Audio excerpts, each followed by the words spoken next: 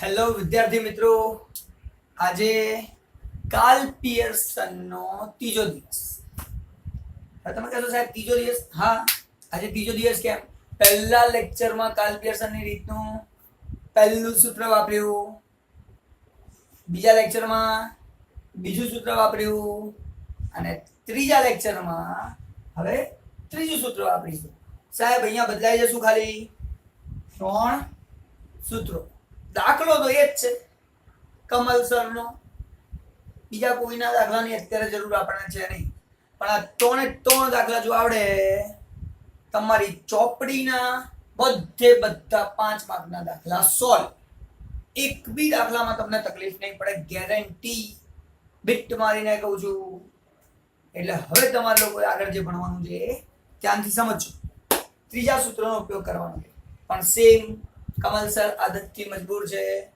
શરૂઆત તો ક્યાંથી થાય? પહેલેથી જ. પહેલું સૂત્ર, બીજું સૂત્ર, ત્રીજું સૂત્ર. આજે છેલ્લો દિવસ કે તમને હું આ સૂત્રો શીખવાડી રહ્યો છું.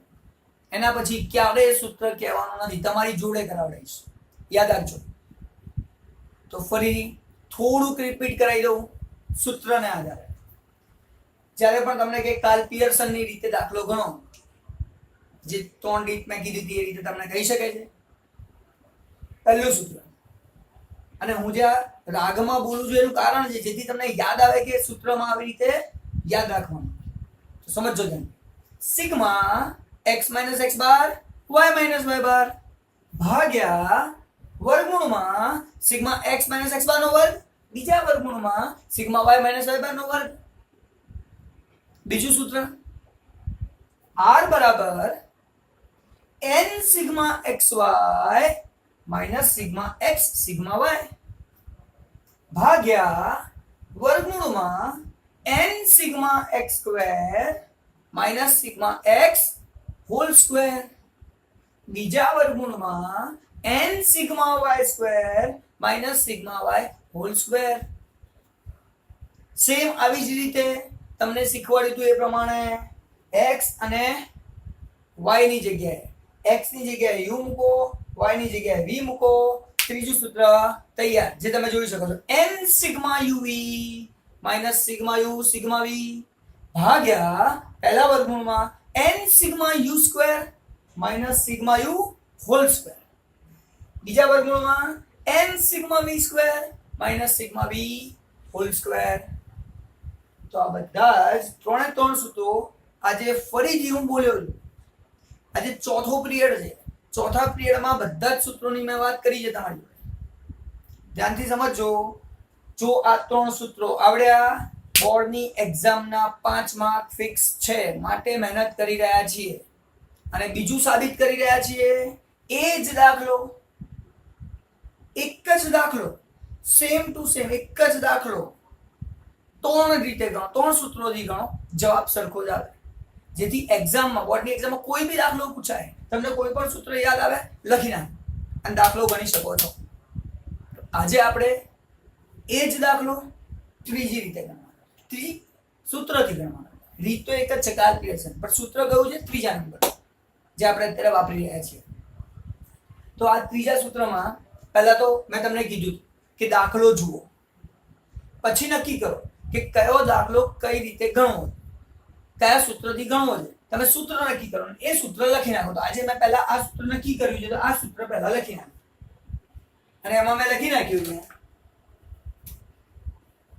r બરાબર n sigma uv minus sigma u sigma v ભાગ્યા વર્ગમૂળમાં n sigma u square minus sigma u આખાનો સ્ક્વેર, બીજા વર્ગમૂળમાં n sigma v square minus sigma v આખાનો સ્ક્વેર. હવે જે સમજવાનું છે આપણે, એ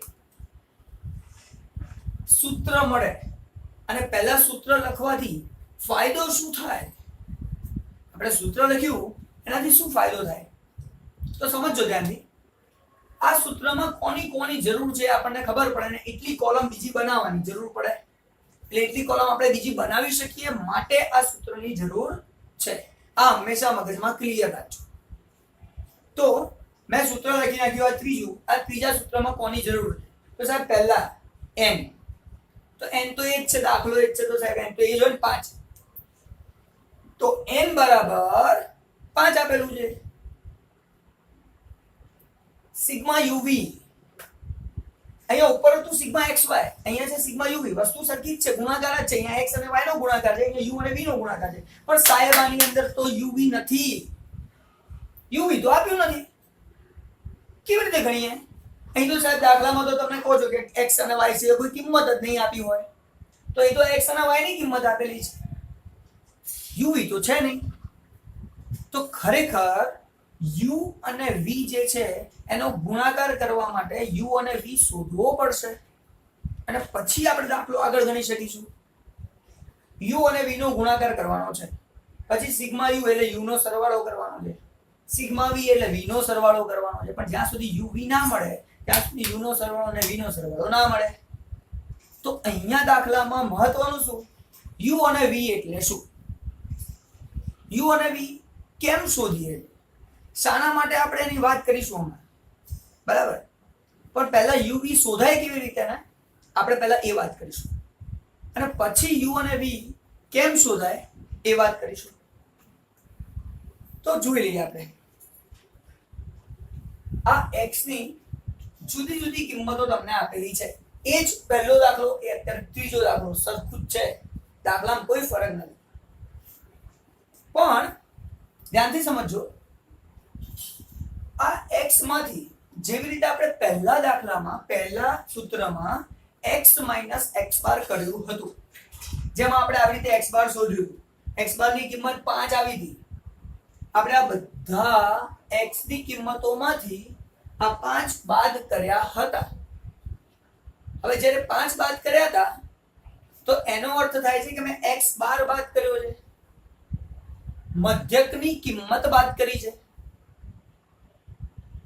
તો આ બધી x ની કિંમતમાંથી મેં આ મધ્યકની કિંમત બાદ કરી હતી પહેલામાં.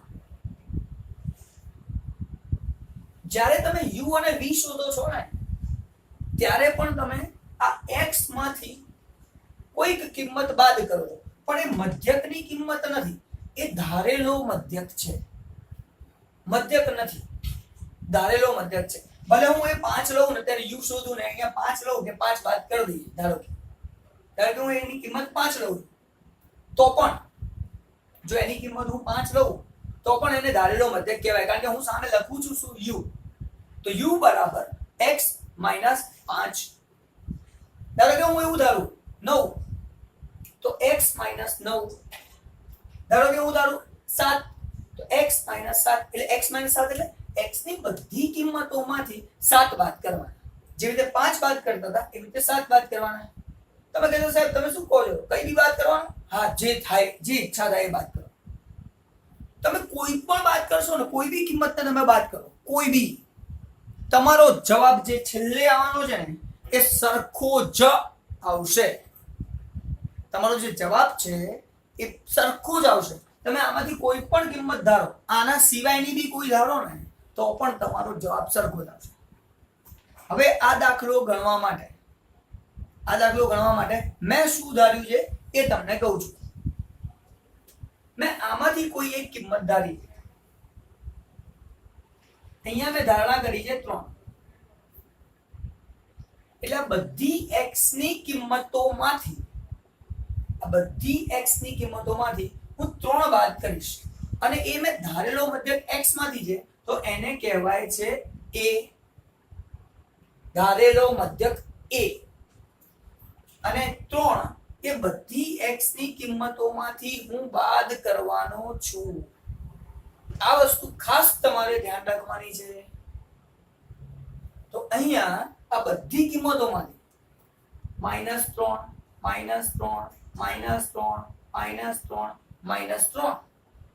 તો 1 માંથી 3 જાય તો વધે 2, પણ -2. 1 માંથી 3 જાય એટલે -2.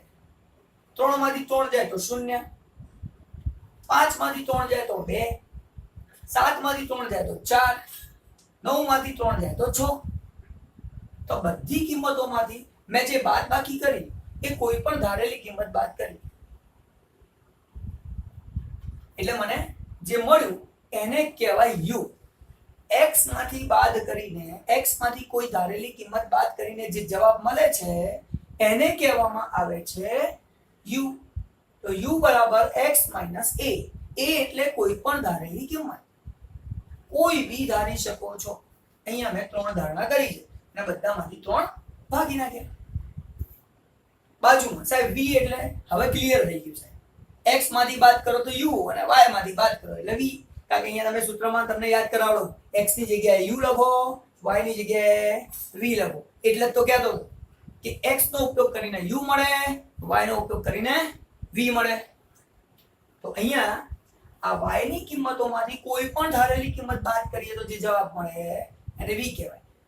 પહેલા સૂત્રથી જે કર્યું 6 બાદબાકી કરી. પહેલા સૂત્રમાં જે બાદબાકી કરી હતી એ 6, ત્યારે આપણે લખતા હતા y માઇનસ y બાર. હવે y બાર નહીં, મધ્યક નહીં, કોઈ પણ કિંમત ધારો.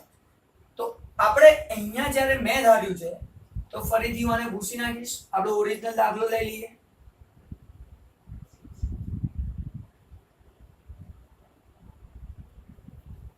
હવે આવે છે y ની વાત.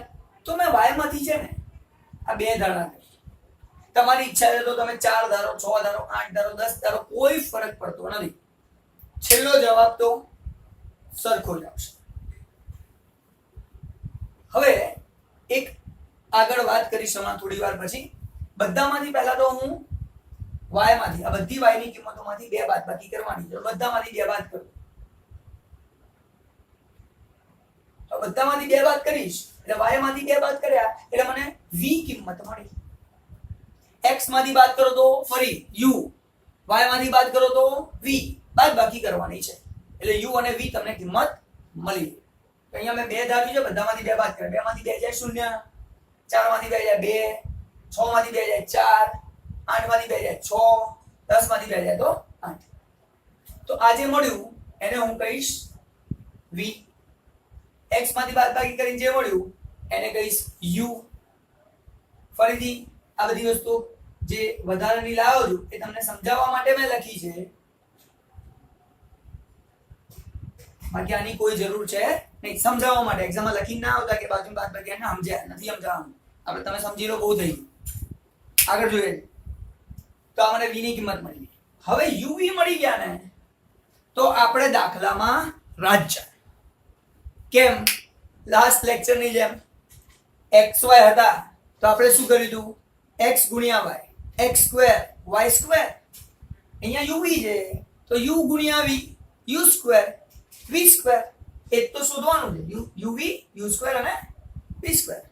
તમે કહેશો સર આવું કેવું, સેમ કેવી રીતે? તો સૂત્ર પરથી ખબર પડી. મને કેવી રીતે ખબર પડી કે આ કયા કોલમ બનાવવાના?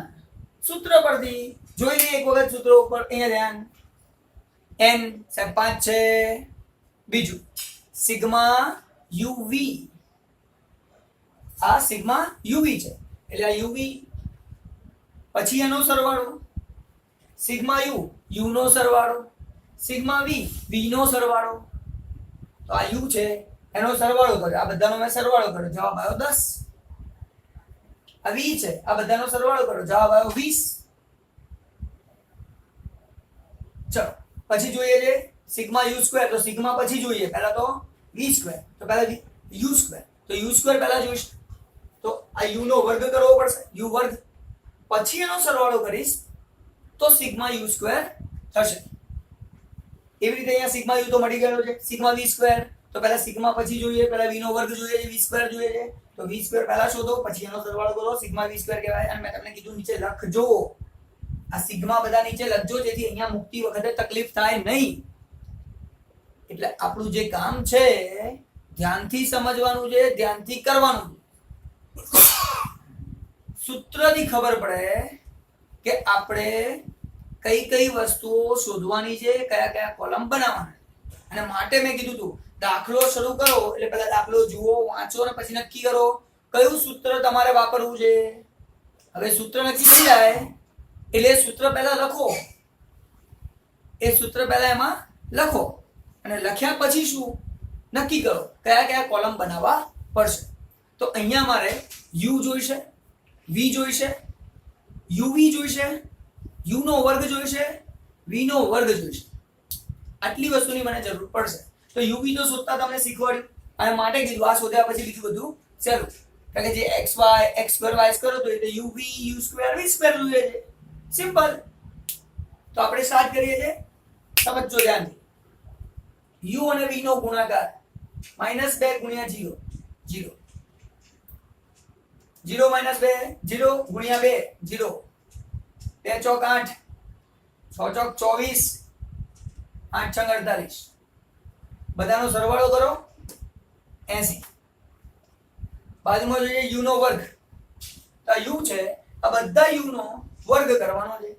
તો -2 નો વર્ગ 4, 0 નો વર્ગ 0, 2 નો વર્ગ 4, 4 નો વર્ગ 16, 6 નો વર્ગ 36. તો આ થઈ ગયું u નો વર્ગ. v છે તો સાહેબ v નો વર્ગ કરો. 0 નો વર્ગ 0, 2 નો વર્ગ 4, 4 નો વર્ગ 16, 6 નો વર્ગ 36, 8 નો વર્ગ 64. પછી એનો સરવાળો કરો. સરવાળો કરો એટલે બધા સિગ્મા કહેવાય. u નો સરવાળો કરો તો સિગ્મા u, v નો સરવાળો કરો સિગ્મા v, uv નો સરવાળો કરો સિગ્મા uv, u2 નો સરવાળો કરો સિગ્મા u2, v2 નો સરવાળો કરો સિગ્મા v2. તો બધી જ કિંમતો મને મળી ગઈ. અને જો કિંમતો મળે તો આપણો દાખલો ગણવાનું કામ સહેલું થઈ જાય. હવે સમજો, દાખલામાં આપણે હવે કિંમત મૂકવાનું શરૂ કરીએ. તો પહેલા n, તો n બરાબર 5. સાહેબ આપણે શીખી ગયા તો મૂકી દીધું 5. સિગ્મા uv, તો આ રહ્યું સાહેબ સિગ્મા uv બરાબર 80. જવાબ આવે 80. માઈનસ, તો minus sigma u sigma v, તો અહીંયા સિગ્મા u છે સાહેબ 10, સિગ્મા v છે 20. 10 20 ભાગાકારની અંદર વર્ગમૂળની નિશાની n સિગ્મા u2, તો n 5 સિગ્મા u2 અરે sigma u2 60 minus minus sigma u whole square, તો આ સિગ્મા u એટલે 10 10 નો આખાનો વર્ગ. બીજા વર્ગમૂળમાં n બરાબર 5, n સિગ્મા v સ્ક્વેર, તો n 5 સિગ્મા v સ્ક્વેર 120, તો સિગ્મા v સ્ક્વેર જે 120 લખ્યું. માઈનસ, તો minus sigma v whole square, તો સિગ્મા v આપણો અહીંયા છે 20, સિગ્મા v નો સરવાળો સિગ્મા v 20 આખાનો વર્ગ. ફરી કહું છું તમને લોકોને કે ઘણા બધા છોકરાઓ એવા છે જે અહીં સુધી લખી નાખે અને પછી મને કહે છે સર આગળ હવે સોલ્વ કરતા શીખવાડો. છે ઘણા બધા. અને ગયા લેક્ચરમાં મેં એ વસ્તુ શીખવાડી. આ લેક્ચરમાં છેલ્લી વખત શીખવાડું છું એ ગણતરી કેવી રીતે થાય છે. છેલ્લી વખત. આના પછી કોઈ પણ દાખલો હશે, યાદ રાખજો, ફરી કહું છું, આના પછી કોઈ પણ દાખલો હશે હું અહીંયા સુધીની ગણતરી કરાવડીશ. આના પછીનું કામ તમને કહીશ હવે કેલ્ક્યુલેટરમાં જાતે કરી લો. ફરી કહું છું, આના પછીના બધા પિરિયડમાં જેટલા પણ દાખલા થાય હું ગણતરી અહીંયા સુધી કરાવડાઈશ. એના પછીનું બધું કામ જાતે કરવા માટે આપી દઈશ. તો તમારે એ વસ્તુ યાદ રાખવાની રહેશે. હવે ફરી છેલ્લી વખત ગણતરી શીખવાડું છું, જોઈ લેજો, સમજી લેજો. આ ગણતરી કોના માટે છે?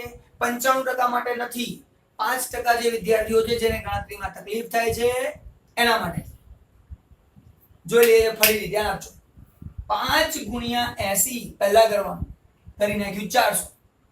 માઈનસ, તો અહીંયા લખીશ માઈનસ 10 ગુણ્યા 20 200. ભાગાકાર, તો ભાગાકાર, વર્ગમૂળની નિશાની, તો વર્ગમૂળની નિશાની. અંદર 5 ગુણ્યા 60, તો 5 ગુણ્યા 60 300. બાદબાકી, બાદબાકી 10 નો વર્ગ, 10 ગુણ્યા 10 10 નો વર્ગ 100. બીજા વર્ગમૂળમાં 5 ગુણ્યા 20, 5 ગુણ્યા 20 12 પંચા 60 600. બાદબાકી 20 નો વર્ગ, 20 નો વર્ગ એટલે 400. 20 ગુણ્યા 20 400. કોઈ પણ વર્ગ કરવો હોય તો 2 નો ગુણાકાર. હવે આપણને આ કિંમત મળી. 400 માંથી 200 જાય, જવાબ આવ્યો 200. 300 માંથી 100 જાય, 300 માંથી 100 જાય તો 200, 600 માંથી 400 જાય તો 200. વર્ગમૂળની નિશાની તો એમની એમ મારે લખવાની જ છે, એટલે બરાબર કરીને આ 200 એમના એમ, વર્ગમૂળમાં 200 ગુણ્યા વર્ગમૂળમાં 200. લાસ્ટ લેક્ચરમાં શીખવાડ્યું હતું જવાબ 200, 200 ભાગ્યા 200 જવાબ આવે છે 1. તો અહીંયા જે મેં કીધું હતું તમને સાબિત કરવાનું કીધું હતું કે 3 સૂત્રમાંથી કોઈ પણ સૂત્ર વાપરો, કોઈ બી દાખલામાં કોઈ પણ સૂત્ર વાપરો, દાખલાનો જવાબ સરખો આવે. 1 આવે એવું નથી કહેતો, આ દાખલામાં 1 છે. 0.95 હોય તો 0.95, 0.76 હોય તો 76, જે હોય એ આવે. તો બધા દાખલા કોઈ આ એક જ દાખલો છે જેને 3 સૂત્રોની મદદથી આપણે ગણાય. અને આવતા પિરિયડમાં, આજે આપણો પિરિયડ પતી જાય, આવતા પિરિયડની અંદર આપણે આ જ દાખલો, ફરી કહું છું, આ જ દાખલો આલેખની રીતે સમજીશું. અને જ્યારે આલેખની રીતે આ દાખલો ગણીશું તો પણ જવાબ એક જ આવશે, અને જે આપણે આવતી વખતે સમજવાનું છે. આજે આપણો લેક્ચર પૂરો કરું છું. Thank you very much. મળીએ છે નેક્સ્ટ ટાઈમ નેક્સ્ટ લેક્ચરમાં. Thank you.